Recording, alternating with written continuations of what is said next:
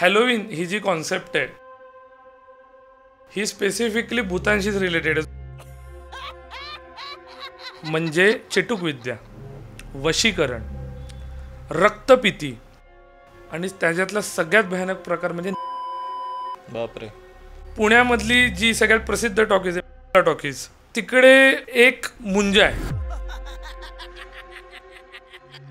तिकडे जे पिंपळाचं झाड होतं, पांढर वेस तिकडे बांधली, त्याच्या पुढे जाऊ नका नाहीतर हा मुंजा त्रास देईल. तर असं म्हणतात की त्या टेकडीवरती मुंजाचं स्थान होतं आणि त्या मुंजाचं नाव होतं. या कथा मनोरंजनासाठी आहे. काही लोकांचे अनुभव व काही पूर्णपणे काल्पनिक असू शकतात, त्यामुळे कृपया यांना मनोरंजन म्हणून घ्या. या कथा आपल्या संस्कृतीचा एक भाग आहे, अगदी लहानपणी आजी आजोबांनी सांगितलेल्या गुड गोष्टींसारख्या. आमचा हेतू कोणत्याही प्रकारच्या अंधश्रद्धा किंवा भीती निर्माण करणे नाही. हॅलो हॅलो हॅलो मंडळी, कसे आहात तुम्ही? स्वागत आहे तुमचं बंकसच्या एका नवीन एपिसोडमध्ये. पण हा आजचा जो एपिसोड असणार आहे तो स्पेशल असणार आहे, वेगळा असणार आहे. कारण जी आजची थीम असणार आहे ते नॉर्मल पॉडकास्टवाली थीम नसणार आहे.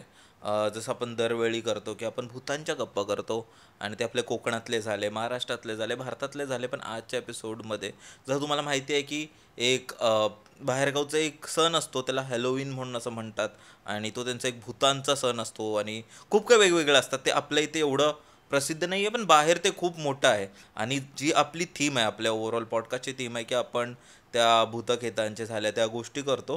तर माझं असं झालं की चला ना बघूया, एक्सप्लोअर करूया की हे नक्की काय असतं, ह्याची माहिती काय असते, ह्याची सुरुवात कुठून झाली आणि त्या तिकडचं जरा नॉलेज घेऊ, तिकडच्या भूतांबद्दल गप्पा करू. आणि मग अशा गोष्टी आपण आजच्या पॉडकास्टमध्ये करणार आहोत. आणि जेव्हा मला ही थीम आठवली की बाबा हे पॉडकास्ट आपल्याला करायचं आहे, मला असं वाटलं की बाबा सिद्धेशपेक्षा बेटर गेस्ट कोणी नसणार आहे. त्यामुळे परत एकदा सिद्धेश आला आपल्याकडे. भाई कसा आहेस? भाई मजेत आहे. आय मीन एक वेगळंच नातं झालं बंकस पॉडकास्ट बरोबर. आणि आय गेस 5वा पॉडकास्ट असेल आपला. हो, 4था 5वा आरामात पॉडकास्ट असेल. आणि मला असं वाटतं भाई की आपण सुरुवात कुठून केली होती की भूतांच्या गोष्टींपासून केली, मग आपण देवाधर्माच्या गोष्टी बोललो, आता आपण परत फॉरेनला चाललोय आणि तिकडच्या गोष्टी करणार आहोत आपण. तर मी खूप एक्सायटेड आहे भाई. तू सांग. तू जे बोलला तेच आहे की आपल्याला एक्सप्लोअर करत राहणं गरजेचं आहे. आणि हॅलोवीन ही जी कॉन्सेप्ट आहे ही स्पेसिफिकली भूतांशीच रिलेटेड आहे, जो आपला आवडीचा विषय आहे. आणि ही वेस्टर्न कॉन्सेप्ट आहे. जसं आपल्या दर्शकांना पण माहिती आहे की मला त्या विषयाचं म्हणजे भूत असतील किंवा मग राक्षस असतील किंवा देव असतील, मला त्यांच्या ऐतिहासिक दृष्टिकोनातून त्या गोष्टींचा अभ्यास करायला फार आवडतं. आणि हॅलोवीनचा पण मी काही रिसर्च केला. दुसरी गोष्ट मी जाऊन पण आलो की काय नक्की काय असतं. मग खूप देश बघितले मी रोमानियाला जाऊन आलो होतो, त्याच्यानंतर मी स्वीडनला जाऊन आलेलो होतो, USA तर येणं जाणं होतंच माझं. मला काही अशा नवीन गोष्टी कळल्या हॅलोवीनच्या रिलेटेड की ज्या खूप अत्यर्क आहेत, गूढ आहेत आणि अविश्वसनीय आहेत. प्रत्येक गोष्टीला एक असा गूढ असा इतिहास असतो जो खूप खोलवर गेलेला असतो. हॅलोवीनचा ज्यावेळी आपण तपशिलात जातो त्यावेळी हॅलोवीनच्या इतिहासाची आखणी करता करता आणि पाहणी करता करता आपण 2000 वर्षांपूर्वी जाऊन पोहोचतो. सेल्टिक जी ट्राईब होती त्या कालखंडामध्ये. नॉर्स मायथॉलॉजी खूप जणांना माहीत असेल, थॉर आला, ओडिन आला, जे मूवीजमध्ये पण येतात. तशीच एक सेल्टिक ट्राईब होती. नॉर्स मायथॉलॉजीची जी ट्राईब होती ती जर्मनीच्या साईडला होती. जर्मनी आली, ऑस्ट्रिया आली, हंगेरी आली, स्वीडन आली, झेकोस्लोवाकिया आली. सेल्टिकची जी ट्राईब होती 2000 वर्षांपूर्वी जी अस्तित्वात होती, एथनिक ट्राईब होती. एथनिक ट्राईब म्हणजे जी झाडांना, पशूंना, फुलांना, नेचरला पूजा करणारी जी ट्राईब असते, जी सोसायटी असते, त्याला एथनिक ट्राईब असं म्हणतात. ती सेल्टिकची होती. शेतीपूरक व्यवस्था म्हणजे शेती करणारी ट्राईब होती. इथून ॲक्च्युअल हॅलोवीन या कथेचा आणि या कॉन्सेप्टची सुरुवात झाली असं आपण समजू शकतो. हॅलोवीन कधी सेल्टिक लोक साजरे करायचे तर 1 नोव्हेंबरचा जो कालखंड होता त्या टायमाला समरचा सीझन संपून जसा विंटरचा सीझन चालू होतो त्या टायमाला सेल्टिक लोकांची अशी मान्यता असायची की जिवंत आणि मृत लोक ह्यांच्यामध्ये अशी फारशी काही दरी नसते किंवा पडदा नसतो राहिलेला. They can connect with each other. ते एकमेकांशी संवाद साधू शकतात.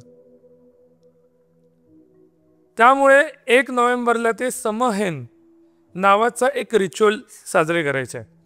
समहैन म्हणजे काय, तर सेल्टिक लोक जी ट्राईब होती ती बोनफायर म्हणजे आग लावायची आणि त्या बोनफायर करून त्याच्या भोवती गोलाकार आकृतीमध्ये ते सगळे बसायचे. आणि ते का बसायचे, कारण त्यांचं असं म्हणणं असायचं की ह्या टायमाला त्यांचे पूर्वजांचे आत्मे किंवा निगेटिव्ह शक्ती ह्या त्यांच्या गावांना व्हिजिट करतायत आणि त्यांच्यापासून वाचण्यासाठी आपण ही रिच्युअल करायला पाहिजे. त्या टायमाला आत्ताच्या मॉडर्न एरामध्ये ज्याला आपण सॅटॅनिझम बोलतो, जी खूप डीप कॉन्सेप्ट आहे आणि भयानक सुद्धा,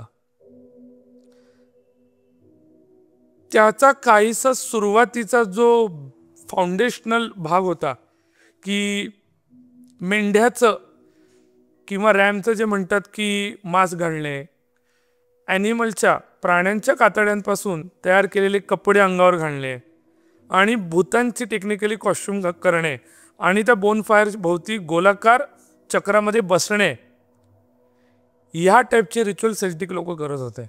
पण हे थोडं असं विचित्र नाही वाटत तुला की म्हणजे नॉर्मल समाजात राहणारे आपल्यासारखे लोक तिथेही तसेच असतील आणि ते एक दिवस येतो जिथे ते लोक असे प्राण्यांचे कपडे घालतायत, भूतांसारखा मेकअप करतायत, तिथे विचित्र राहत आहेत. म्हणजे हे लहान मुलांच्या फॅन्सी ड्रेसप्रमाणे ठीक आहे, पण मोठे लोकही करतायत आणि ते असं विचित्रच वाटतं. बॉनफायर अवतीभोवती असं खतरनाक काहीतरी त्यांचं ते तंत्र क्रिया विया असं एकदम डेंजर वाटतं भाई ते.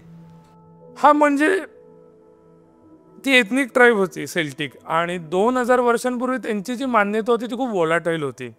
वोलाटाईल म्हणजे काय की ॲग्रेसिव्ह, बळी देणे, त्याच्यानंतर रक्त पिणे वगैरे असं त्यांच्यामध्ये. रक्त पिणे, येस. कारण 2000 वर्षांपूर्वी तसं बघायला गेलं तर आत्ताचा काळ आपण होमोसेपियन आहोत, प्रगती करत करत आपण इथपर्यंत आलो आहे. तसंच हॅलोविनचं झालं. तर ते जे होतं ते सेल्टिक लोक साजरे करायचे. त्यावेळी सेल्टिक लोक एक मिस्टेरियस क्रिचर आहे ड्रूड, जे त्यांच्या मान्यतामध्ये होतं. ड्रूड म्हणजे काय की अशा व्यक्ती किंवा अशी बाई किंवा माणूस की जिला भविष्यातलं कळतं, दिसतं एक सर्टन रिच्युअल केल्यावर. सर्टन रिच्युअलमध्ये बळी असतो प्राण्यांचा, सॅक्रिफाईस, किंवा मग ते गहू किंवा तांदळाचे क्रॉप्स असतात ते जाळतात, किंवा मग पाण्यामध्ये स्वतःचं अंगठ्याचं किंवा करंगडीचं रक्ताचे काही थेंब्स टाकायचे आणि त्यातून त्या 1 नोव्हेंबरच्या आसपास जे विंटरला त्यांचा जो समहैन नावाचा जो काही रिच्युअल व्हायचा किंवा जो काही सण उत्सव ते साजरे करायचे, त्यातून त्यांना ड्रुइड किंवा त्यांचे जे फॉर्च्यून टेलर्स असायचे, मंक्स सेल्टिकचे, हे ते त्या लोकांना पुढे काय होऊ शकतं, तुमचं आयुष्यात काय होईल, तुमची शेती चांगली चालेल का, कधी कधी तर मृत्यू पण ते सांगायचे. बापरे. आणि अशी ही चालणारी जी व्यवस्था होती ती खूप वर्ष चालली. त्याच्यानंतर आपण अर्वाचीन काळामध्ये येऊ. अर्वाचीन काळ म्हणजे सुरुवात ऑफ द हिस्ट्री, इतिहासाची. इसवी सन 43 च्या दरम्यान Roman empire, the first Catholic Roman empire found झालं. ते जे रोमन एम्पायर होतं त्यांची जी स्वतःची मान्यता होती. कॉमन सेन्स, जर तुम्ही एखादं राज्य जिंकलं तर तिकडे राजा जो असतो तो स्वतःचा धर्म, स्वतःचे विचार, स्वतःची विचार पद्धती, खाणपाण्याची व्यवस्था जे काय असेल ते लादायचं किंवा त्यांना प्रॅक्टिस करवायचं, अंगीकारण्याचा प्रयत्न करतो. सेम रोमनने केलं. 43 ते इसवी सन 456 पर्यंत रोमन पिरियड होता, जो फर्स्ट रोमन कॅथलिक आपण पिरियड समजू शकतो. त्याच्यामध्ये हे जे सेल्टिक लोक होते त्यांचा बहुतांश भाग हा रोमन एम्पायरने जिंकलेला होता. सो ते स्वतःचे जे काही मान्यता होत्या, पूजा पद्धती होत्या, ते सेल्टिक लोकांवर, जी सेल्टिक ट्राईब होती त्यांच्यावर लादण्याचा त्यांनी प्रयत्न केला किंवा टेक्निकल त्यांच्या प्रॅक्टिसमध्ये अंगीकारण्याचा त्यांनी प्रयत्न केला.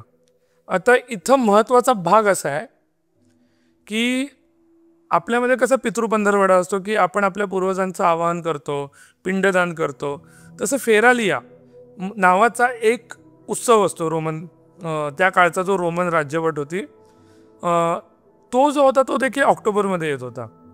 सो सेल्टिक लोकांचा जो समहेन नावाचा जो काही पूजा पद्धती होती जी ज्याच्यामध्ये ते लोकांना वाटायचं की आत्मे येतात किंवा ते आत्म्यांना बोलवायचे, ह्याच्याबरोबर त्यांनी थोडंसं मर्ज केलं आणि द सॅक्रिफायझल ट्रेडिशन जे रोमन कॅथलिकमध्ये त्या राज्यवटीत चालायचं ते समहेन बरोबर मर्ज झाल्यामुळे नवीन पूजा पद्धती चालू झाली, ज्यात रोमनने त्याला जे नाव दिलेलं होतं ते सॅक्रिफायझल डे होतं. त्याच्यामध्ये सेमच पूजा पद्धती होती, सेमच मान्यता होतं की भूत येतात, आत्मे येतात, आपण त्यांच्याशी कनेक्ट करू शकतो. जे नवीन हॅलोवीन आहे त्याच्यामध्ये तुम्ही जॅक ओ लँटर्न बघतात, म्हणजे भोपळा ज्याला भूताचे फेसेस केलेले असतात आणि त्याच्यामध्ये कॅन्डल वगैरे लावून त्याला इग्नाईट करतात, म्हणजे जाळून घराच्या बाहेर ठेवलं जातं. किंवा मग खूप सारे तुम्ही ॲपल्स बघता, ट्रिक ओ ट्रीटमध्ये कॅन्डीज बघतात. सो जे सफरचंद होते ॲपल ह्याचा संदर्भ रोमन जे त्यावेळीची राज्यवट होती त्याच्याशी येतो. त्या रोमन राज्यवटीमध्ये एक पोमोना नावाची देवी होती. ही देवी फर्टिलिटी आली, ट्री आले, फळं फुल आली याची देवी होती.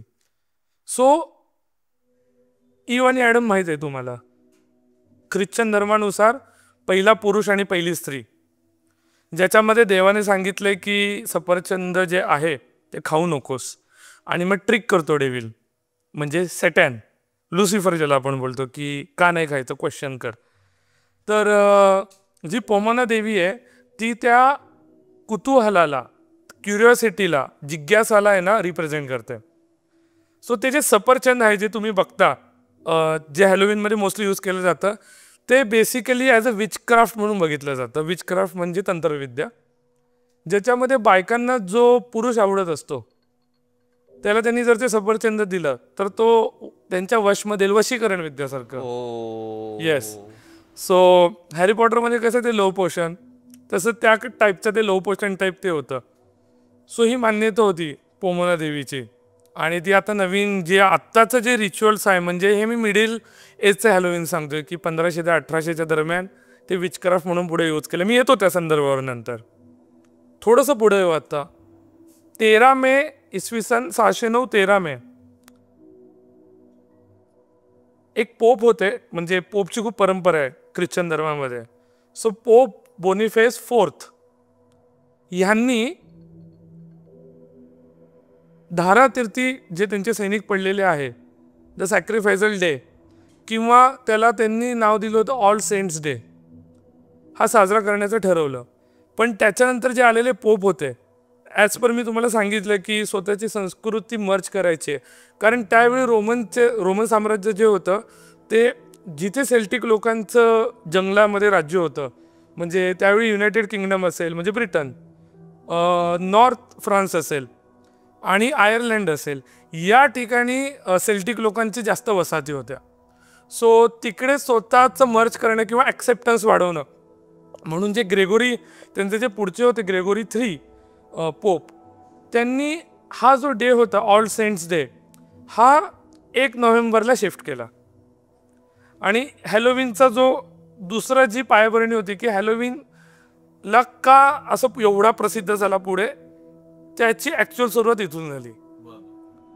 ऑल सेंट्स डे मध्येच अर्थ येतोय की सगळे चांगले आत्मे आपल्याला 1 नोव्हेंबरला भेटायला येतील, अशी त्यांची मान्यता होती. पण मग ते म्हटले चांगले आत्मे जर 1 नोव्हेंबरला येतील, मग त्याच्या आधीची जी काळ रात्र आहे त्यावेळी दुष्ट आत्मे येऊ शकतात, ट्रिक्स्टर येऊ शकतो. मी सांगेन पुढे ट्रिक्स्टर कोण आहे. मिनियन्स येऊ शकतात डीमनचे, आणि अशा शक्ती तुम्हाला व्हिजिट करू शकतात की ज्यांना माणसाच्या मनाबरोबर आणि डोक्याबरोबर आहे ना खेळायला आवडतं. ते तुम्हाला लालच दाखवतात आणि तुमच्यावर ट्राय करतात डील करायचं. आणि इथूनच सुरुवात झाली हॅलोविनची, ऑल हॅलोज डेची, ज्याला 31 ऑक्टोबरच्या नाईटला साजरं करण्याचं ठरवलं. आता हे झालं ऐतिहासिक दृष्टिकोनातून. जसजसा काळ पुढे गेला तसतसं ह्याच्यामध्ये अधिक मान्यता यायला लागल्या, रिच्युअल्स वाढायला लागले.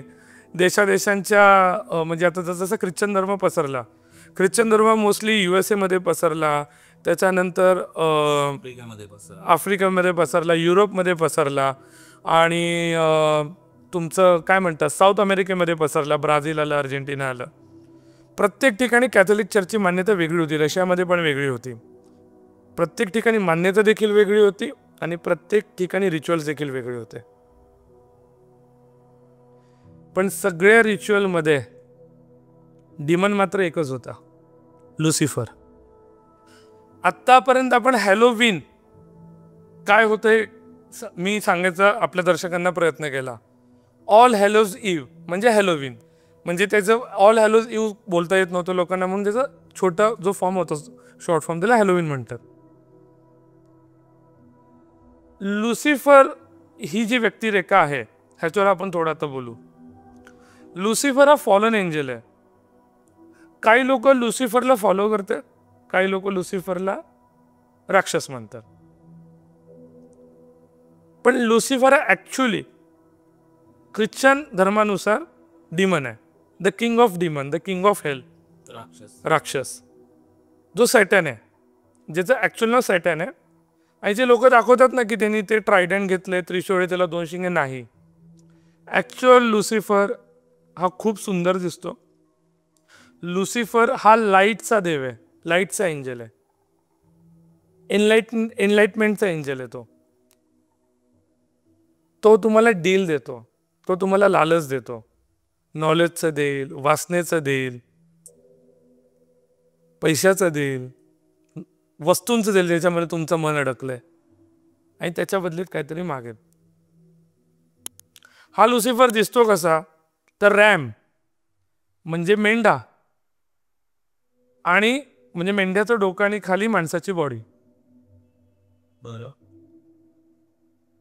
आणि त्याला स्टार आहे, रेड कलरचा स्टार आहे, आणि त्याचा डावा हात पुढे अभयमुद्रेमध्ये. अभयमुद्रा म्हणजे जो असा हात, असं आपण गणपतीची बघतो ना तशी, पण तो डावा हात आहे.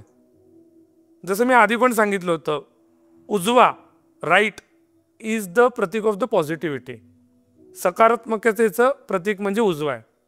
डावा हे लुसिफरच्या दृष्टीने, म्हणजे जे लुसिफरला मानतात, सॅटनला मानतात, त्यांच्या दृष्टीने क्वेश्चनिंगचं, स्वतंत्रतेचं प्रतीक आहे.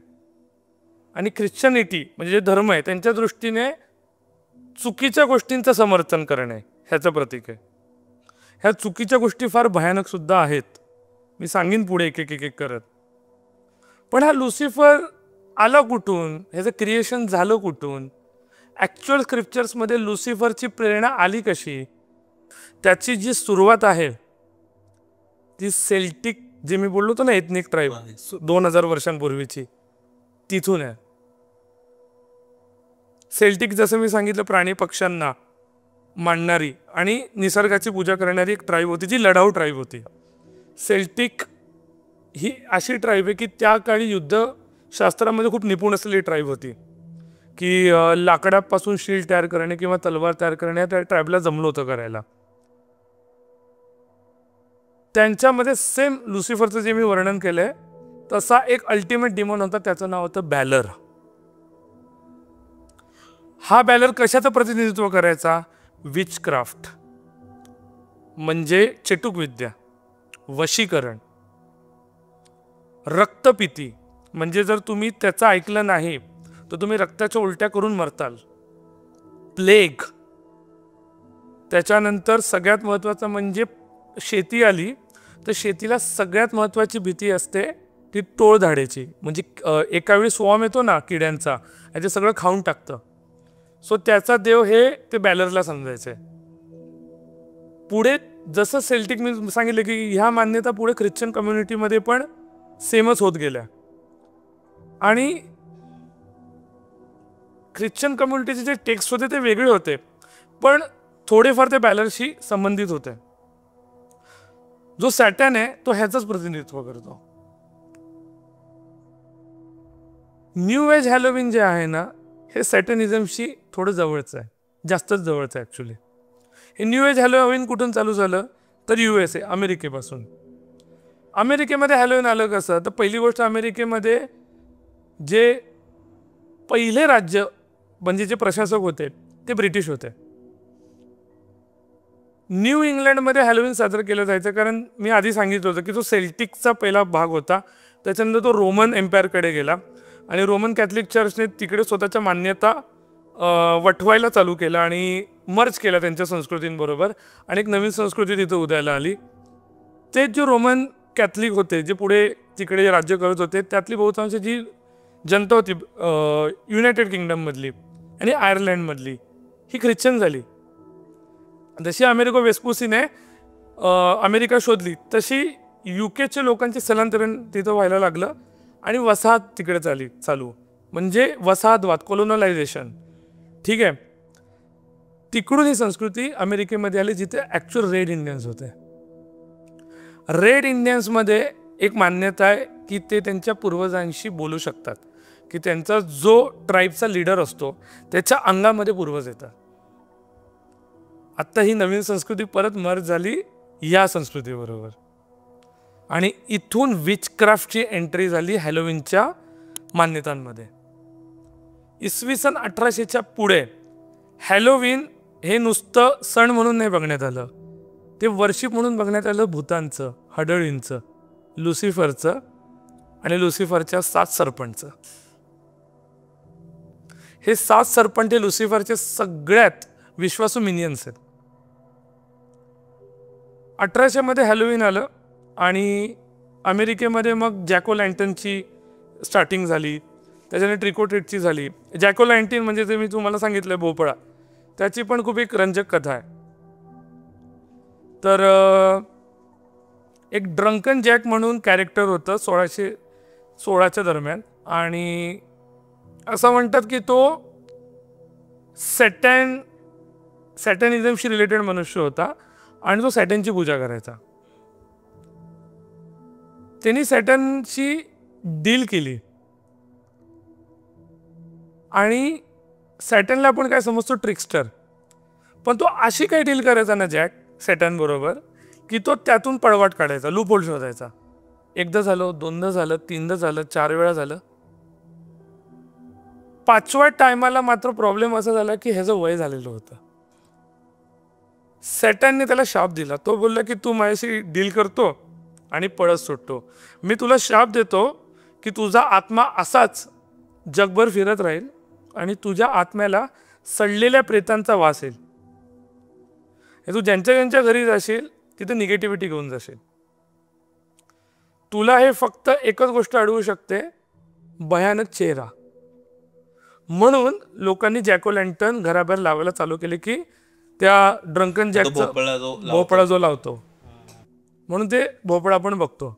आता ट्रिक ऑर ट्रीट, जसं मी सांगितलं की सेल्टिक जी ट्राईब होती त्या मान्यतेनुसार ते प्राण्यांचे वस्त्र घालायचे, स्किनपासून तयार झालेले, आणि ते जे स्किनपासून तयार झालेले वस्त्र त्याच्यानंतर प्राण्यांचे बळी देऊन त्यांचे जे हेड्स म्हणजे त्यांचा जो चेहरा आहे त्याचे ते मास्क बनवून बोनफायर करून त्याच्या भोवती फिरणे, डान्स करणे, बळी देणे आणि आत्म्याशी संवाद साधणे, हे सेल्टिक कल्चरमध्ये होतं.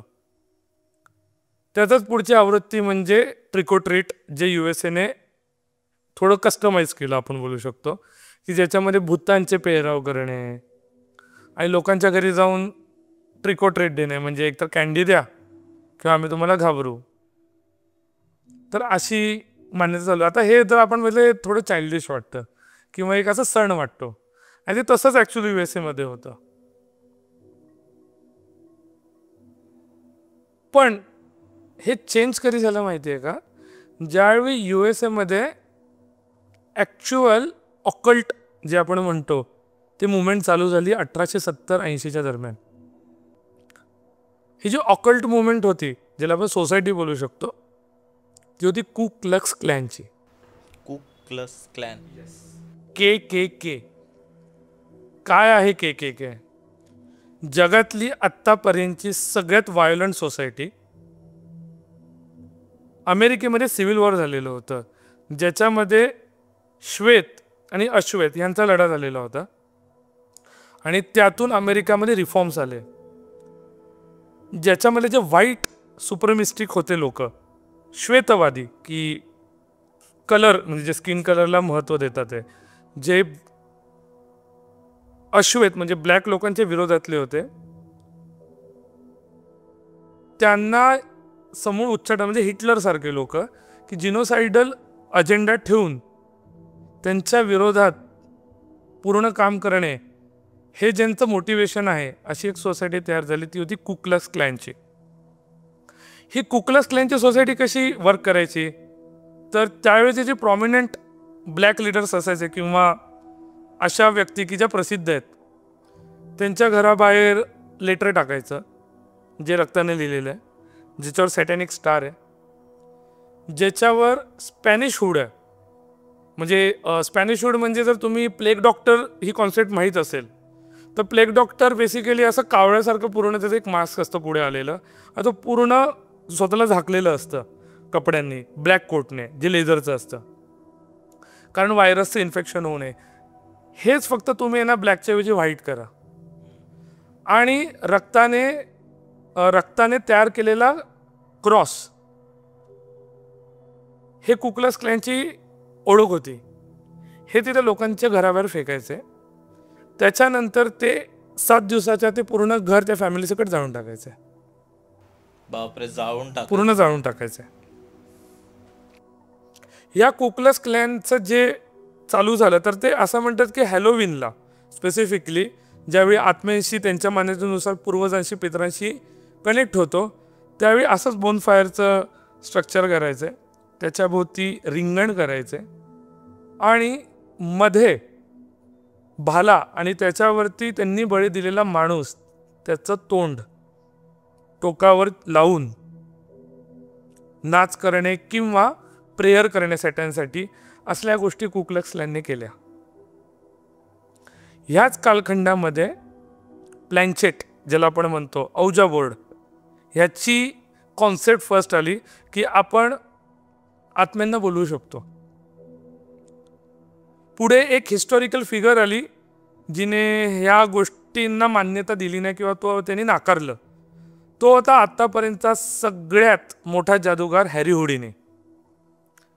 त्याचा आणि सर आर्थर कॉनन डायलचं एक खूप मोठं वॉर आहे, त्याच्यावर पण मी ही एक कॉन्सेप्ट सांगितल्यानंतर येतो.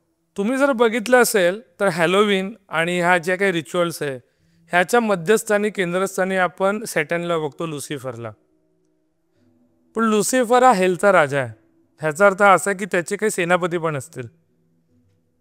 ख्रिश्चन मान्यतेनुसार या सेनापतींची नावं देखील आहेत, हे त्यांचं अस्तित्व देखील आहे. बेल्झेबब हा पहिला कमांडर इन चीफ आहे लुसिफरचा, जो स्पेसिफिकली वॉर रिलेटेड आहे. म्हणजे जर त्याचं परत स्वर्गाशी वॉर झालं नरकाचं तर तो लुसिफरचा सेनापती आहे जो पहिलं वॉर स्टार्ट करेल. ही इज द फ्रंटियर की तो नेतृत्व करेल लुसिफरसाठी. दुसरा आहे ॲबॅडन. येस, ॲबॅडॉन पण बोलू शकतो आपण त्याला. हे आळशीपणाचं प्रतीक आहे आणि हा जो आहे हा अनार्कीचं देखील प्रतीक आहे.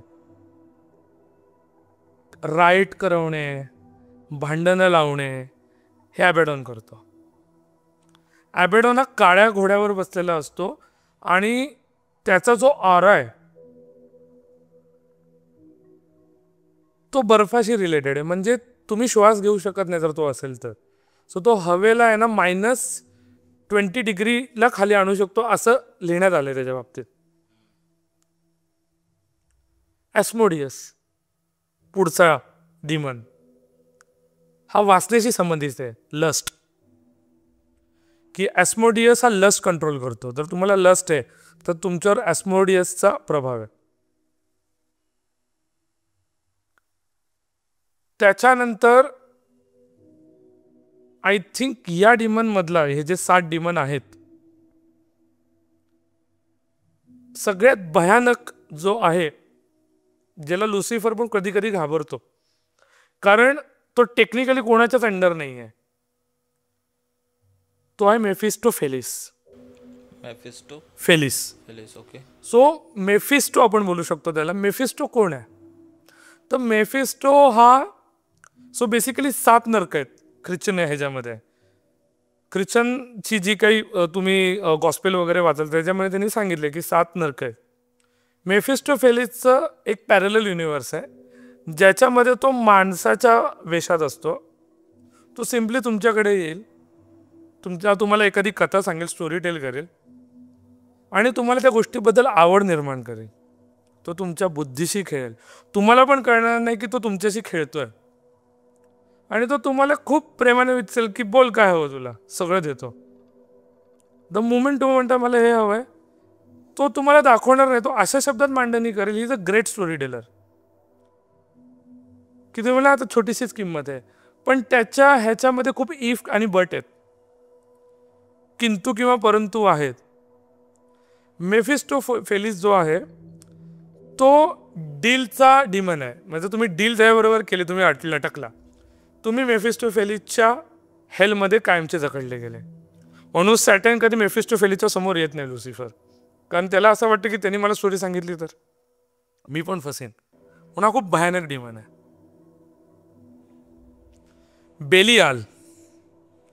बेलियाल कोण आहे?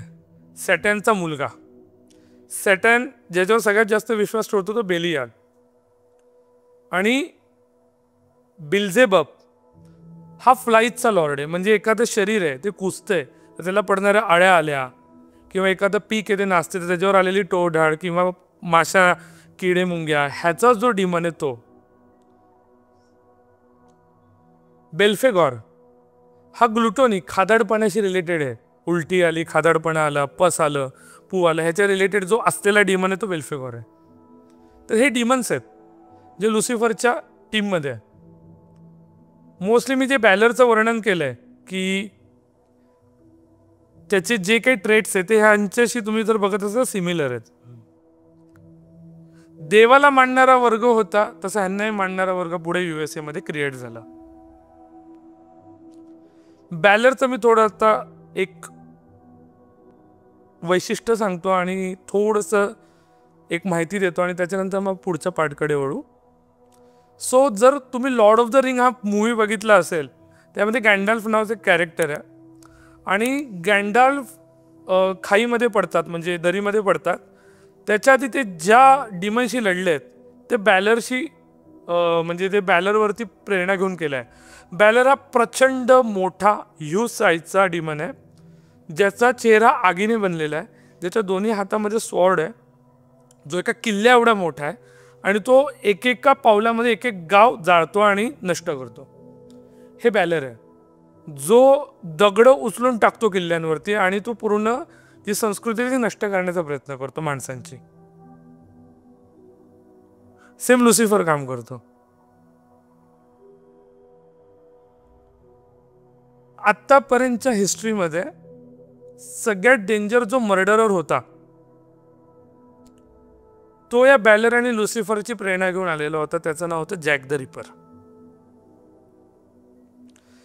जॅक द रिपर हा अननोन असा मर्डरर होता ज्यांनी लेट 1900च्या दरम्यान खूप असे मर्डर्स केले आणि पुढे आर्थर कॉनन डॉईल, शर्लॉक होम्सचे जनक, ज्यांनी शर्लॉक होम्स लिहिले, अगाथा क्रिस्टी पण आहेत खूप मोठ्या लेखिका ज्यांनी हर्क्युल पॉयरोट लिहिला. हे जे मर्डर मिस्ट्रीचे लेखक होते ते जॅक द रिपर पासून आहे ना प्रभावित झाले. शर्लॉक होम्स जे कॅरेक्टर आहे हे पण त्याच्यावरच बेस्ड आहे पॉझिटिव्ह वेमध्ये. Jack the reaper is the negative, Sherlock home is total opposite positive. तर असं म्हणतात की जॅक द रिपर जो गायब झाला तो कदाचित ह्यांनी एकदम पछाडलेला असेल की काहीतरी आपण सॅटर्नला बळी देतोय. असा कोणता सिरियल किलर आहे जो 19-20 जणांना मारेल रॅन्डमली? म्हणजे काहीतरी मोटिवेशन असायला पाहिजे, तुम्ही का मारताय, तुम्हाला कोणी त्रास दिला नाही, रॅन्डमली तो आला, तो मारून गेला आणि तो गायब झाला. तर असं म्हणतात सॅटॅनिक कल्टशी रिलेटेड आहे. जसं मी सांगितलं औजा बोर्ड आला, जो पुढे हॅरी हुडिनीने सांगितलं की काय आत्मे वगैरे येत नाही. त्यावेळी ह्या जगातली सगळ्यात मोठी डिबेट जी होती की जे भूतांना मानतात आणि जे भूतांना मानत नाही यांच्यात झाली. भूतांना मानणारा जो वर्ग होता तो होता सर आर्थर कॉनन डायलचा, ज्याचे सर आर्थर कॉनन डायल नेतृत्व करायचे. हॅरी हुडिनी म्हणायचं की प्रत्येक ठिकाणी सायन्स आहे. ह्या दोघांमध्ये ज्यावेळी डिबेट झाली ती अल्टिमेट लेवलची झाली, ज्याच्यावरती हॅरी हुडिनीकडे 3-4 गोष्टींची उत्तरं नव्हती. त्यातलं सगळ्यात महत्वाचं जे त्याला प्रश्न विचारण्यात आलेला होता सर आर्थर कॉनन डायल कडून, तो एका पुस्तकासंदर्भात होता. त्या पुस्तकाचं नाव होतं कोडेक्स गिगा. Codex giga.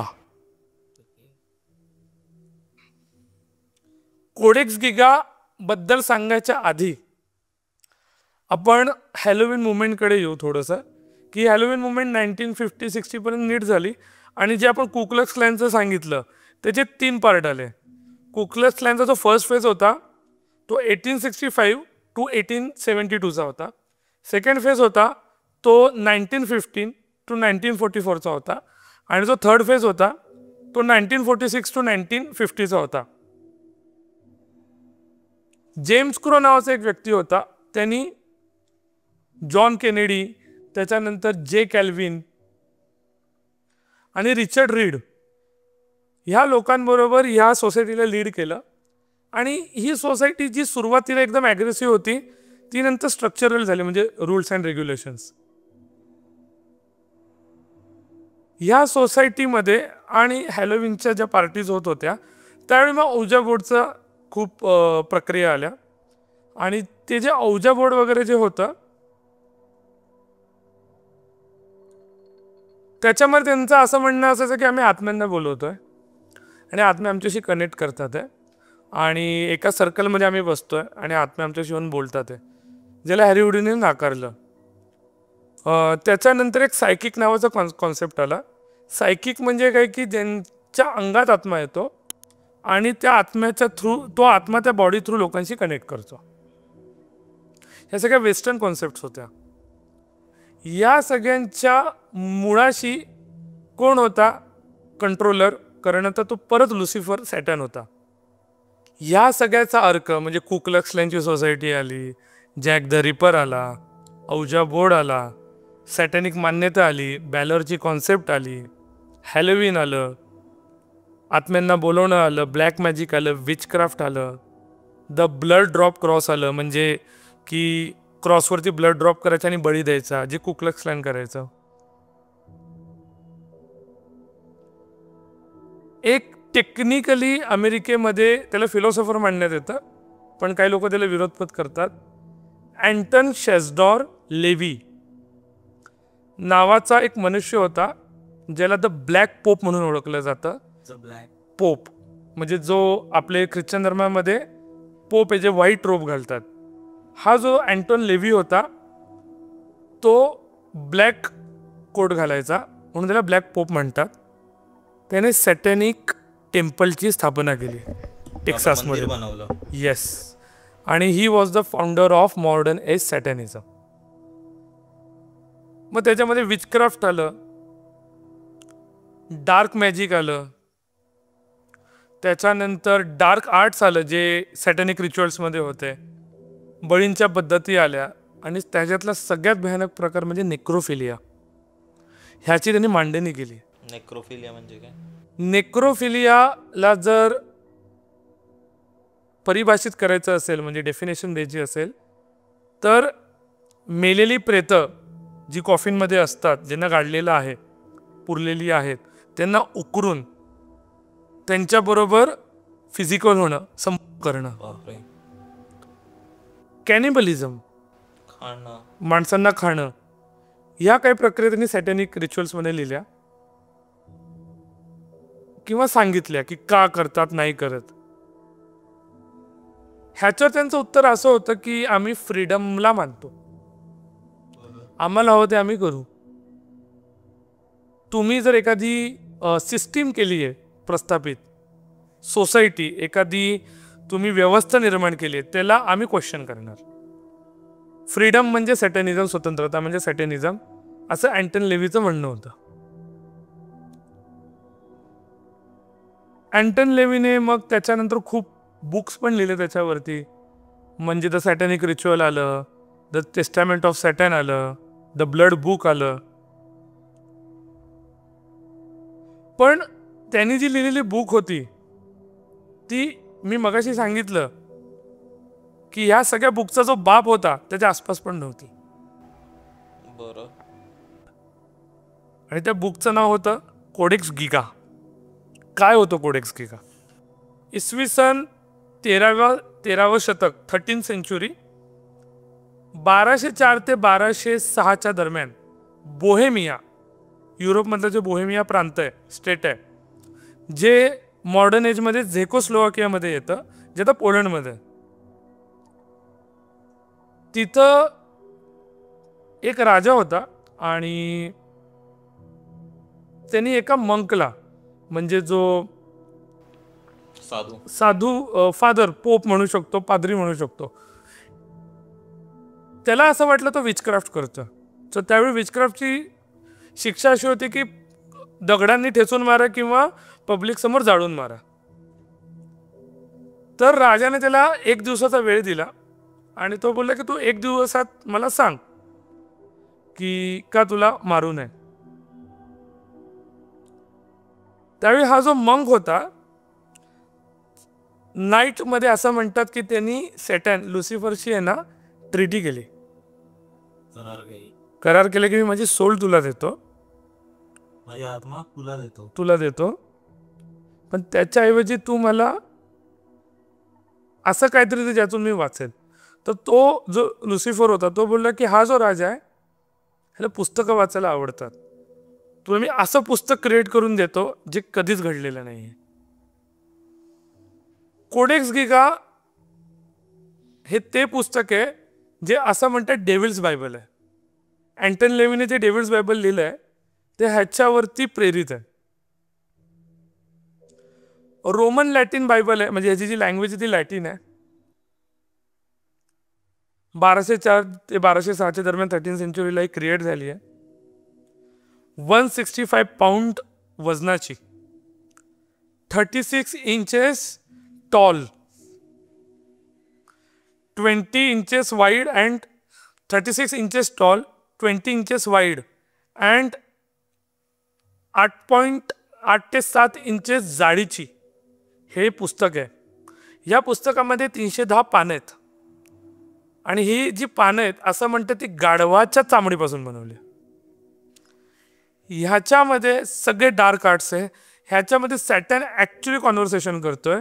ह्याच्यामध्ये न्यू टेस्टामेंट आणि ओल्ड टेस्टामेंट जे आपण ख्रिश्चन धर्मामध्ये बघतो आणि गॉस्पेल बघतो, ह्याच्यावरती सॅटनचा पॉईंट ऑफ व्ह्यू लिहिण्यात आला आहे. ह्याला द ब्लॅक बुक असं पण म्हणतात. ही त्याच्यानंतर सेल्वाक नावाची मॉनेस्ट्री होती, त्याच्यानंतर रोमानियाला पण ही गेलेली होती. तिथून मग रोमानियामध्ये विच कल्चर चालू झालं, विचक्राफ्ट चालू झालं. तरी खूप ठिकाणी घुमली ही जी आपण म्हणतोय बायबल. तर हे त्याने ते तयार केलं.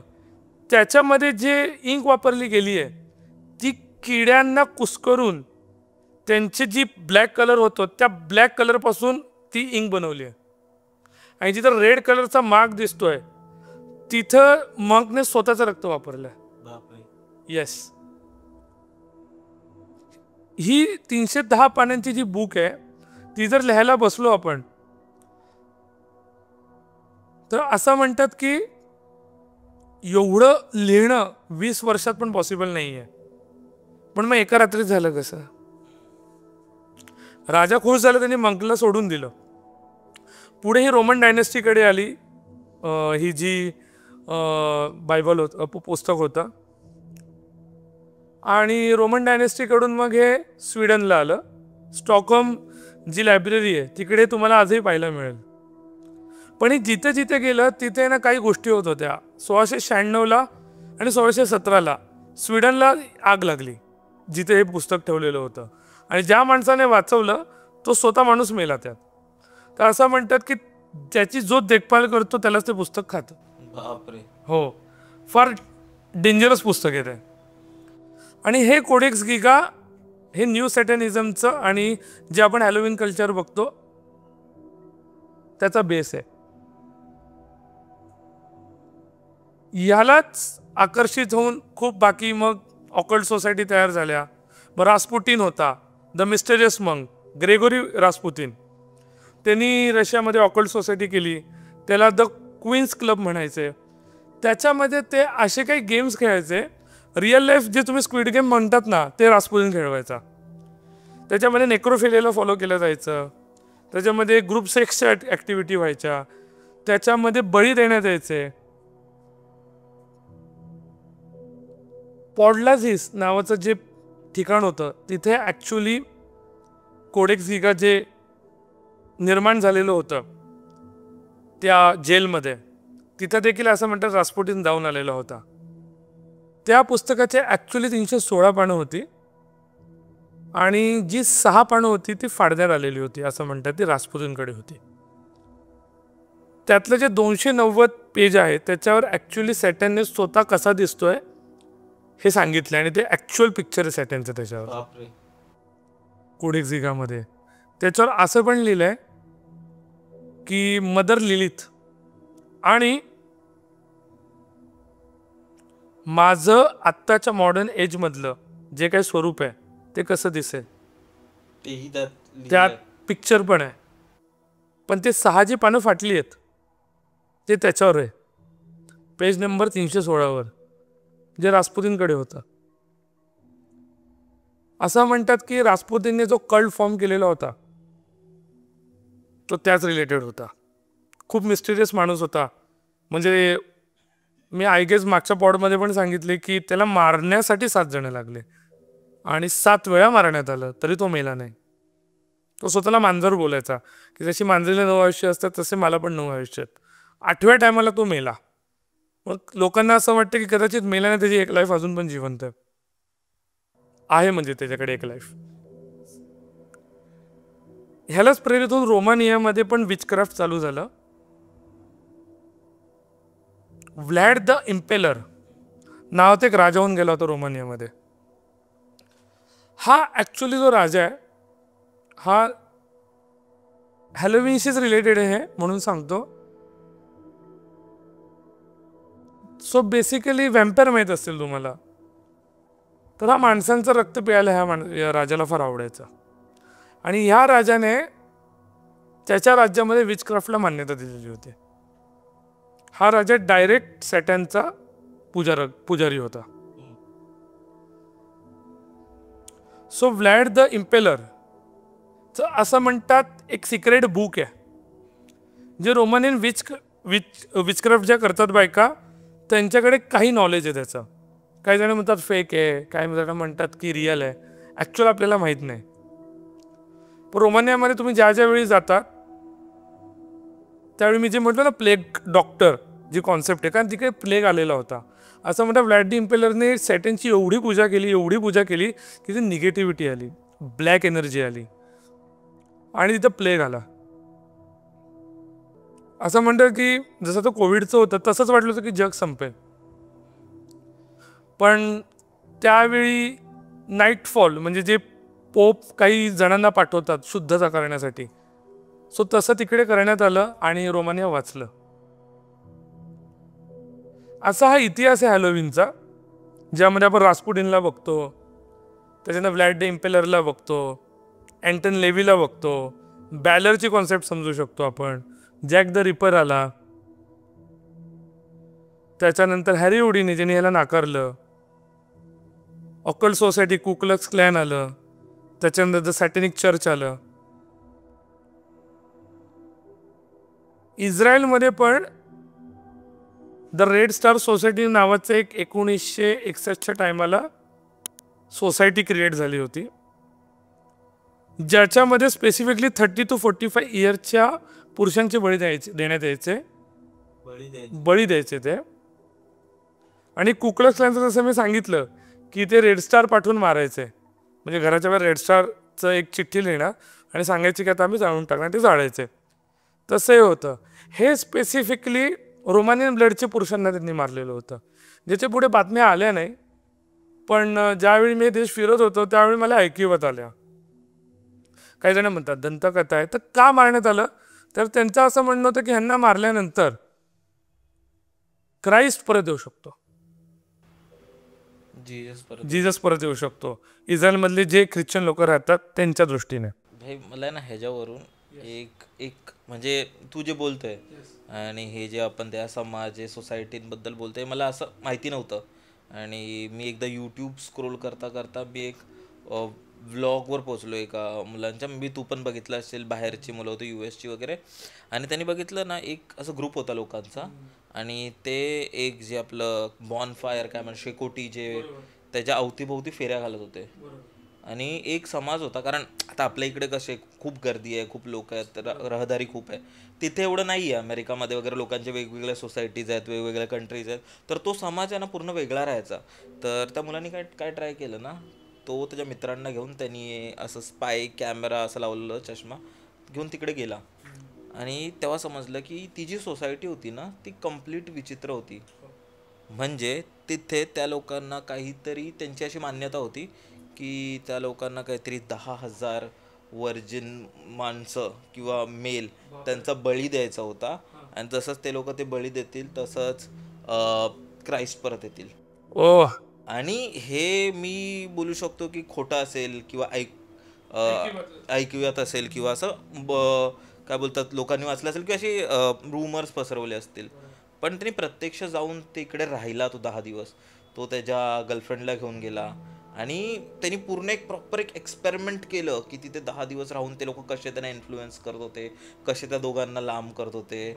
आणि खूप विचित्र होतं. म्हणजे जे काय होतं, त्यांचा जो समाज होता, त्यांच्या ज्या गोष्टी होत्या, त्यांचे जे ते रिच्युअल्स होते, आणि ते बघून मला असं वाटलं की हे माहिती नाही खरं आहे खोटं आहे, पण लोक हे प्रॅक्टिस करतात.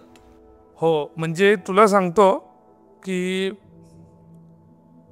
1981ची गोष्ट आहे.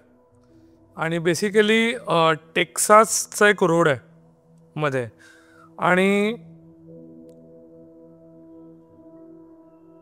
ही रिअल गोष्ट आहे की एक इन्व्हेस्टिगेटर होती पॅरानॉर्मल, आणि जिचं नाव रोझी जेम्स होतं. सो ती कारने चाललेली होती आणि तिथं वाळवंट आहे टेक्सासमध्ये बेसिकली. सो तिला आहे ना एका दूरवर आहे ना एक बॉनफायर दिसली आणि ती म्हटली काय बुवा आपण बघू जाऊन. रात्र झालेली होती. सो ती अशी गेली आणि तिने दाखवून हळूहळू ती थोडी थोडी रांगत रांगत बघत होती. सो तिथे तिला आहे ना एक 20-22 बायका दिसल्या आणि त्यांनी म्हणजे ते असतं ना की असं पूर्ण असं हुड घातलेलं आहे रेड कलरचं. आणि त्यांच्यामध्ये एक बाई होती जिने ब्लॅक कलरचं हुड घातलेलं होतं. आणि ही स्पेसिफिकली तिने रेकॉर्ड केलं आहे. त्यातली एक क्लिप आली होती 1997ला, पण 2007 ते 2008च्या दरम्यान त्या क्लिपमधले काही 6 ते 7 सेकंदच राहिलेले होते. नंतर ती अमेरिकन लायब्ररीकडे गेली आणि त्यांनी सांगितलं होतं की नाही, दॅट इज जस्ट एक ऑकल्ट, हे म्हणजे एखादा विधी आणि असलं काही हे नाही आहे.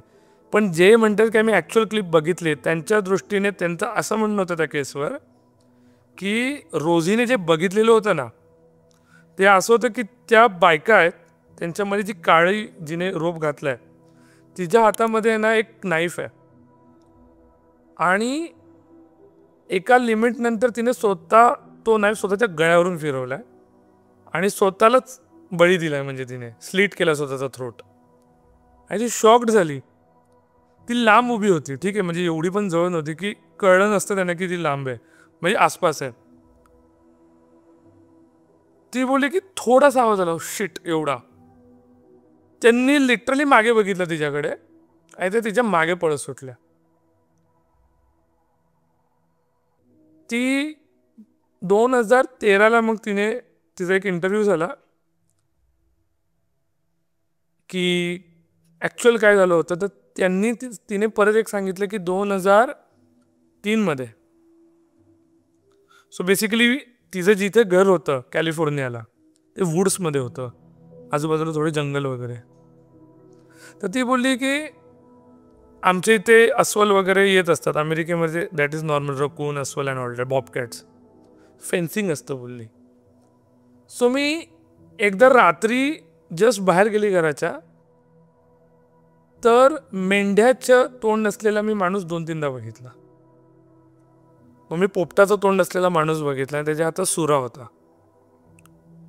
मी घाबरले, मी गेले नाही. मग मी कावळ्याचं तोंड असलेला माणूस बघितला. त्याच्यानंतर मी आऊलचं तोंड असलेली बाई बघितली. मास्क असतील कदाचित बोलली. मला कळे ना बोलली हे काय प्रकार आहे. मी ज्या ज्या वेळी तिकडे जायची तर तिथे लिहिलेलं असायचं की we are waiting for you. We are waiting for you, I mean आम्ही तुझ्यासाठी थांबलेलो आहोत. हे ॲक्च्युली कशासाठी ते मला अजूनही माहिती आहे. काय ते माझ्या मरण्याची वाट बघतात का आणि मला हेलमध्ये घ्यायला आलेत का. सो हे जे आहेत गोष्टी आत्ताच्या काळात आपण त्याला इल्युमिनॅटी बोलतो. द ट्रायंगल सोसायटी, ज्याला डेव्हिल आहे. लोकांना असं वाटतं इल्युमिनॅटी हा होक्स आहे, खोटं आहे. पण there are so many artist ज्यांची जर लिरिक्स तुम्ही रिवाइंड करून ऐकले, स्पेसिफिकली बिली एलिशचे, तर तुम्हाला कळून येईल की काही गोष्टी ऑकल्ट कल्चर रिलेटेड आहेत. बहुतेक आर्टिस्ट जर तुम्ही बघितले तर ट्रायंगल करतात ज्यावेळी ते कॉन्सर्टला असतात. ते का करतात? Triangle is a symbol of Illuminati. काही जण त्यातून जीभ बाहेर काढतात. Very confusing. गोव्यामध्ये पण अशी एक सोसायटी होती, पण नंतर ती सोसायटीचं काय झालं नाही झालं माहीत नाही. पण जो पण पोर्तुगीज इन्फ्लुएन्स होता तशी एक सोसायटी गोव्यामध्ये असायची जी सदर्न गोव्यामध्ये जास्त ॲक्टिव्ह होती. आणि आपल्यामध्ये वेतोबा, आपण ज्याला वेतोबा म्हणतात, तसं एक मंदिर आहे तिथे वेताळाचं. तर तिकडे जे गावचे लोक राहणारे होते ते म्हणायचे की रात्री कोणतरी लोक येतात, स्पेसिफिकली ख्रिश्चन, पण ते ख्रिश्चन नाही आहे, म्हणजे त्यांच्या गळ्यामध्ये उलटा क्रॉस आहे. आणि आम्हाला तिथे फक्त आग लागलेली दिसते आणि आम्हाला सर्कलमध्ये लोक दिसतात. That's it. ते वेताळाच्या जंगलात काय करत होते माहीत नाही. ती वेताळाची मूर्ती आहे अजूनही. अशा खूप गोष्टीच्या गूढ आहेत. इवन तू बघशील ना, यूट्यूबवरही बरेच असे व्हिडिओज आहेत जे खूप वेगळे आहेत, खूप विचित्र व्हिडिओ. म्हणजे मी माहिती नाही, तुम्ही यूट्यूबवर एक टर्म सर्च केलास ना की आता तर एक मुलीचं चॅनल आहे तो, आणि ती मुलगी आहे ना, त्या यूट्यूब चॅनलवर बरेच फॉलोअर्स आहेत, बरेच सबस्क्रायबर आहेत. पण त्या पूर्ण व्हिडिओमध्ये आहे ना, ती मुलगी काहीच नाही करत. ती फक्त तिचं नाव बोलत असते. तिचं नाव पॉपी असतं आणि ती फक्त I am Poppy, I am Poppy, I am Poppy. आणि ती पूर्ण, मला वाटतं तो पूर्ण जो व्हिडिओ आहे 10-15 मिनटाचा, मला माहिती नाही की, पण जे सगळ्या व्हिडिओमध्ये तेच असतं. आणि दरवेळी तिची खूप क्रिपी रिॲक्शन असतात, असं वेगवेगळं असतं. तर असं आहे ना की ते सबकॉन्शियसली आपल्या माइंडमध्ये ती अशी नकारात्मक सैटेनिक एनर्जीज हे करतात. त्यात बोलतात खूप असे डीप मिनिंग लपलेले आहेत असे, असं आहे. म्हणजे आहे भाई, म्हणजे तुम्ही ज्यावेळी या गोष्टींचा जास्त डीपमध्ये जाता, कदाचित ज्यावेळी आपण हॅलोवीनशी रिलेटेड बोलतो, म्हणजे त्यांच्या जर हॅलोवीनमध्ये तर खूप गोष्ट आहे त्यांच्यामध्ये. म्हणजे पपेटर नावाचं गोष्ट आहे. R.L. स्टाईन नावाचे लेखक होते, त्यांनी ते खूप छान लिहिलं आहे की फ्लॅपी नॉट हॅपी, त्यांची एक टर्म आहे. म्हणजे तो एक पपेट आहे जो बेसिकली त्याच्यामध्ये तात्या विंचू आहे ना, त्याचं pro version is the Flappy not happy, Flappy the puppet. तर that is the main attraction in Goosebumps. त्या सिरीजचं नाव गुजबम आहे. मग त्याच्यामध्ये घोल नावाचं एक येतं, घोस्ट. त्याच्यानंतर त्याच्यामध्ये मानतोड्या पण आहे त्यांच्याकडे, जो हॉर्स घोड्यावर बसलेला असतो, जो जंगलात फिरत असतो, जो बळी मागत असतो, त्याच्या हातामध्ये त्याचाच हेड आहे, हेडलेस हॉर्स रायडर. सो खूप छान कॉन्सेप्ट आहे त्यांच्या ह्याच्यात. आणि त्या खूप डीप आहे. आपण ज्यावेळी हे बघत असतो त्यावेळी आपल्याला हे विसरायला नाही पाहिजे की आपल्या रूट्समध्ये पण, जर आता आपण हॅलोवीन करतोच आहे, तर आपल्याला ॲक्च्युली आपल्या रूट्समध्ये ज्यांनी भयकथा रुजवल्या त्यांनाही ट्रिब्यूट देणं गरजेचं आहे, ज्यांचं जन्मशताब्दी वर्ष आहे. मी आत्ता बोलणार आहे नारायण धारपांविषयी, द लेजंड. म्हणजे मी कदाचित त्यांच्यापासूनच प्रेरित झालो आहे भूतांच्या कथा सांगण्यासाठी, की भूतकथा ज्या आहेत किंवा माझ्या हे जे मी फिरतोय, हे जे मी अनुभव कथन करतोय. म्हणजे 1925 ऑगस्ट 27 1925ला नारायण धारपांचा जन्म झाला. पुण्यामधलं नूतन मराठी विद्यालय नुमवी, खूप ओल्ड स्कूल आहे, तिथे त्यांचं शिक्षण झालं आणि मग SP महाविद्यालय. पुढे नारायण धारपांनी दिवाळी अंकांमध्ये लेखन करायला सुरुवात केली आणि त्या माणसाने लिटरली 60 पुस्तकं, 260 कथा, 400 ते 500 दिवाळी अंकातले लेख आणि अजून बरंच काही लिहिलंय 2008 पर्यंत. सो नारायण धारपांचे अशोक समर्थ आले, पंत आले, नारायण गोसावी आले, कृष्णचंद्र आले, त्याच्यानंतर जयवीर आर्य आले, अशी खूप पात्र आहेत त्यांची. ते त्यांचे कथाचे लेखक आहेत, कथांचे नायक आहेत. म्हणजे समर्थांचं जे त्यांचं आहे, त्यांची 3 पुस्तकं आहे समर्थांवरती. आत्तापर्यंत भयकथामधला उच्चांक येतो. वीर धवल नावाची एक कादंबरी होती, त्याच्यापासून नारायण धारपांनी प्रेरणा घेतली आणि तिथून पुढे त्यांची जी जर्नी आहे ती चालू झाली. 1975ला समर्थ ज्या कादंबऱ्या आहेत त्या उच्चांकाला पोचल्या आणि खूपसे असे कॅरेक्टर्स आहेत नारायण धारपांच्या आयुष्यामध्ये, की त्यांचा तो आर्य आहे, त्याच्यानंतर गोसावी आहे, पंत आहेत, ज्यांनी हिस्ट्री निर्माण केली. पुढे मग ग्रहण नावाची मालिका आली आणि चंद्रविलास, ज्याच्यामध्ये तुंबाडचा हस्तर आला. अफाट आणि अचाट असं म्हणजे व्यक्तिमत्व होतं नारायण धारप. आणि म्हणजे त्यांच्याच आयुष्यात घडलेला किस्सा आहे, या हॅलोविनच्या पूर्वसंध्येवर मी सांगतो की नारायण धारपांनी सांगितले की ही अप्रकाशित आहे बेसिकली, आणि त्यांचे एक आता नवीन पुस्तक आलंय की एक अद्भुत रम्य दंतकथा, त्याच्यामध्ये मेन्शन्ड आहे.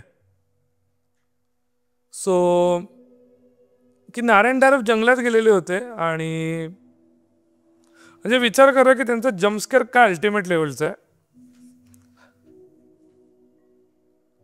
जंगलामध्ये नारायण धारप गेलेले होते आणि त्यांना तिथे असा आवाज आला, इथे येऊ नकोस.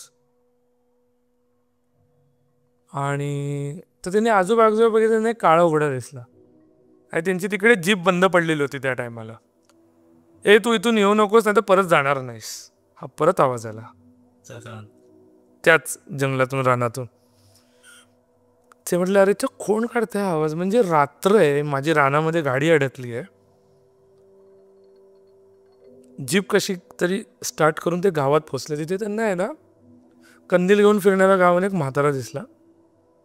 म्हाताऱ्याला त्यांनी सांगितलं, मला असा गाव तिकडे जंगलातून आवाज आला, आजूबाजूला फक्त एक काळा घोडा होता. नाही जंगलात काही भूतभीत नाही आहे, टेन्शन नका घेऊ. आणि तुम्हाला माहिती आहे का, तो काळा घोडाच बोलला असेल इथे थांबू नको, नाही तर परत नाही जाणार. ते वेडा आहे तो घोडा, त्याच्या बोलण्यावर लक्ष देऊ नका, तो असाच बोलत बसतो. घोडा कसा बोलू शकतो. So that was ultimate. म्हणजे भीतीदायक होतं. म्हणजे काळा घोडा दिसतोय आणि तो ॲक्च्युली बोललाय, म्हणजे प्राण्याच्या स्वरूपात भूत दिसलं. मला असं वाटतं की नारायण धारप खूप असे गूढ म्हणण्यापेक्षा गूढ कथा लिहिणारा असा अजब माणूस होता की खूप जणांना त्यांच्यापासून प्रेरणा भेटली. म्हणजे आज तुंबाड सारखी कथा निर्माण झाली आहे चंद्रविलासवर, आजीचं कॅरेक्टर, हे ट्रिब्यूट देण्यासारखंच आहे. इवन मला आठवतं ना की मी जेव्हा लहान असताना त्यांची एक सिरियल यायची, मला वाटतं तेव्हा मराठी वर होती, अनोळखी दिशा. येस. आणि त्या बाई खतरनाक त्यांच्या गोष्टी होत्या. त्यात महेश सर होते आणि त्यांनी डायरेक्ट केलेली होती आणि ते येऊन होस्ट पण असं हे करायचे. आणि त्यावेळीपासून भाई त्यांचे फॅन, त्यावेळी माहितीही नव्हतं त्यांचं नाव, म्हणजे कारण बघायचो, पण नंतर जाऊन समजलं अरे ह्यांनी हे लिहिलंय, ह्यांनी ते लिहिलंय, आणि आपण त्यांचं लहानपणापासून ते बघत आलोय. आणि मला वाटतं आपलं चॅनल सुरू करण्याच्या मागे कुठे ना कुठे त्यांचंच एक असेल इन्स्पिरेशन. येस, म्हणजे आहेत, म्हणजे आता ड्रॅक्युला नावाची कादंबरी आहे, त्याचे व्हॅन हेसिंग नावाचे लेखक आहे, सॉरी व्हॅन हेसिंग कॅरेक्टर ड्रॅक्युलामध्ये येतं की तो डॉक्टर अजब आहे. तसे दिले कॅरेक्टर्स त्यांनी.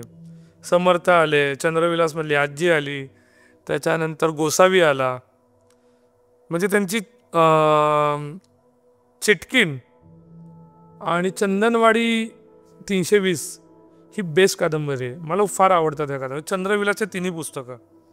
ग्रहण म्हणजे टाइम ट्रॅव्हल रिलेटेड, पण असं काहीतरी अजब की ज्यात तुम्हाला धक्के बसत जातात ती कथा ऐकताना.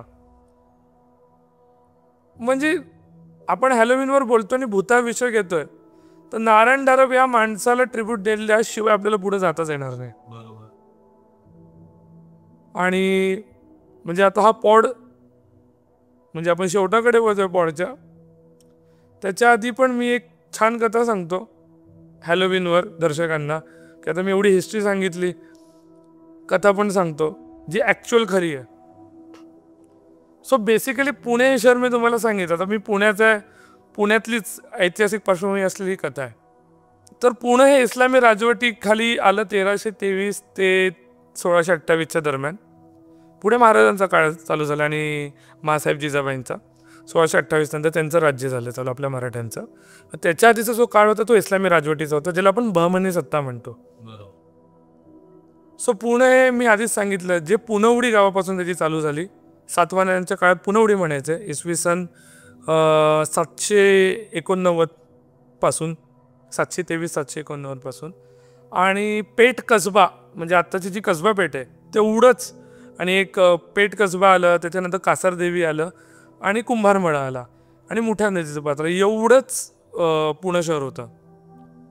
1323ला पुणे शहर थोडंसं वाढलं आणि पेठ शिवापुरा, ज्याला इस्लामपुरानंतर वाढण्यात आलं बहमनी सत्तेच्या काळात, ती चालू झाली.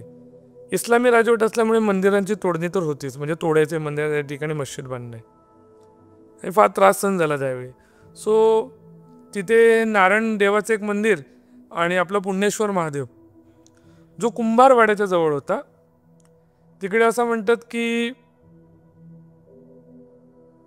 इस्लाम राजवटीच्या अंमलाखाली ते तोडण्यात आले आणि मशिदी बांधण्यात आल्या. तर त्यावेळी जे तिकडचे हशम होते, म्हणजे जे इस्लामी राजवटीचे सैनिक, ते जसे मुठाण्याच्या पात्रात जायचे. आता ते जुनं पुणं, त्या काही तर टेकडी होती त्या साईडला, तर तिकडे त्यांना एक शेंदूर फासलेला एक मोठा असा एक दगड दिसायचा आणि त्याच्या इथे ना पिंपळाचं झाड होतं.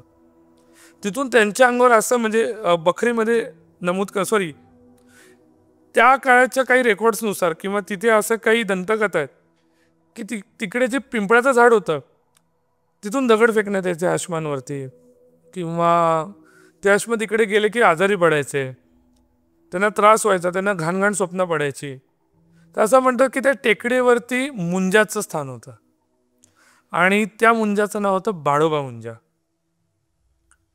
मुठा नदीच्या पात्रात असल्यामुळे, म्हणजे हा स्पेसिफिकली कुठे तर पवळे चौक म्हणजे आत्ताची कसबा पेठ, कुंभारवाडा आणि कासरदेवी मंदिर ह्यांच्यामध्ये असलेलं जे येतं स्थान ते बाळोबा मुंजाचं. आणि बाळोबा मुंजा फार जुना आहे, तर असा त्या लोकांना त्रास व्हायचा. तर शेवटी ते एवढे घाबरले की त्यांनी पांढरा बुरुज म्हणजे पांढर वेस तिकडे बांधली की बाहेर त्याच्या पुढे जाऊ नका, नाहीतर हा मुंजा त्रास देईल. एवढं ते जागरूक होतं. असं म्हणतात की अशी एक दंतकथा आहे की एक मुस्लिम सैनिक होता, मला मी नाही घाबरत, मी जातो. तो त्या वेशीच्या बाहेर गेला ओलांडून. तो जसा आत आला तसा त्यांनी स्वतःला सूर्याने भोसकून स्वतःची आत्महत्या त्याची झाली तिकडे. एवढं ते भयानक होतं, एवढं ते जागृत होतं. सो तिकडून ते बाळोबा मुंजा, पण त्यांनी कधी आपल्या लोकांना त्रास झाला नाही, म्हणजे जे आपले हिंदू भाविक आहे असं म्हणतात की पावणारा मुंजा तो मुंजोबा आहे, रक्षक करताय. तर अशी एक कथा आहे पुण्याच्या रिलेटेड जी मला सांगायची इच्छा झाली. हे मुठा नदीच्या पात्रात आहे आणि ह्याच्याच पुढे तुम्ही एक गल्ली सोडली, म्हणजे आता तिथं ब्रिज आहे टेक्निकली, त्याच्या खाली गेले तर पुण्यामधली जी सगळ्यात प्रसिद्ध टॉकीज आहे टॉकीज ती येते. असं म्हणतात की टॉकीजच्या मागे पण एक मुंज आहे आणि तिथे त्यावेळी तुम्ही जाता त्यावेळी तुम्हाला आहे ना तिकडे आत म्हणजे थोडं पुढे गेल्यावर एक छोटीशी काळी गल्ली म्हणजे अंधारी गल्ली आहे आणि कचरकुंडी आहे थोडी त्याच्या पुढे गेल्यावर आणि मग पाण्याच्या टपऱ्या आणि आपलं STचं काय म्हणतात PMTचं स्थानक आहे तिकडे म्हणजे आपली मनपा. त्या नदीपात्राच्या आसपास घाट वगैरे लागतात. तिथे असे काही घटना घडल्यात की एक काळं मांजर चालत झालं आणि ती बाईमध्ये ट्रान्सफॉर्म झाली. बापरे, स्किन वॉकर सारखं. येस. तर अशा तिकडे कथा आहे आणि तिकडे एक असं म्हणजे दिसतो एक बटूक की दान देतो का नाही तर मारून टाकेन. तर अशा कथा आहेत तिकडे. हॅलोविनच्या पूर्वसंध्येला मी अपेक्षा करतो की कोणी तिकडे जाऊन प्रयोग करू नये नाहीतर ॲक्च्युअलमध्ये भूतं दिसतील. कारण मी पण माझ्या आयुष्यात असे खूप प्रयोग केलेले आहेत आणि असाच प्रयोग करता करता मी जसं मी मागच्या वेळी सांगितलं की निळावंतीच्या शोधात मी पश्चिम घाटात गेलेलो होतो. थोडा आणखीन पुढे गेलो. साल्लेर मुल्लेरचं मी सांगितलं. साल्लेर मुल्लेर नंतर मी कोकणात आलो. ह्या सगळ्या डोक्यात कथा होत्या, भूत काय असतात. मी तुम्हाला सांगितलं ना की 8व्या शिक्क्याच्या शोधात होतो मी. जगबुडी नदी आहे कोकणामध्ये,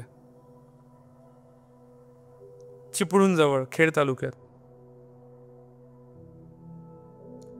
आणि जसजसा मी त्या नदीच्या जवळ जात होतो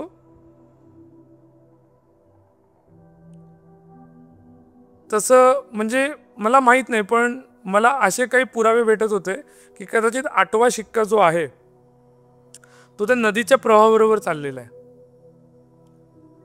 आणि तिकडे मला एक रिक्षावाले काका भेटले, वयस्कर होते, 80च्या आसपास. आणि ते म्हणले कुठे जायचे. मला खेडच्या मेन रिक्षा स्टँडचं थोडं पुढे भेटले. रात्रीची वेळ होती, 11-12ची. आणि त्या दिवशी सार्वपित्री अमावस्या पण होती. तर मी म्हटलो की या ठिकाणी जायचं आहे, इकडे असं एक स्थान आहे मुंजाचं आणि जगबुडी नदीचं असं असेल तर सोडतो मी. जसं त्यांनी मला त्या मुंजाच्या स्थानाची ते सोडलं आणि मी उतरलो. मला पाठून आवाज आला की शुद्र बाहुली कोण करी निर्माण, बेताल नाचवी सूत्रधार हा कोण. आणि जसं मी ते जगबुडी नदीच्या इथे उतरल्यावर मागे बघितलं तर मी पाटी बघितली आणि त्या पाटीवर लिहिलेलं होतं तुंबाड. मंडळी, तुम्हाला हा एपिसोड कसं वाटलं? थोडं वेगळं होतं. हॅलोवीनच्या इतिहास आणि याबद्दल काहीतरी वेगळं करण्याचा मी प्रयत्न केला. तर जर तुम्हाला हा एपिसोड आवडला असेल तर कमेंट करून नक्की सांगा आणि आपण असंच काही ना काही करत राहण्याचा प्रयत्न करू.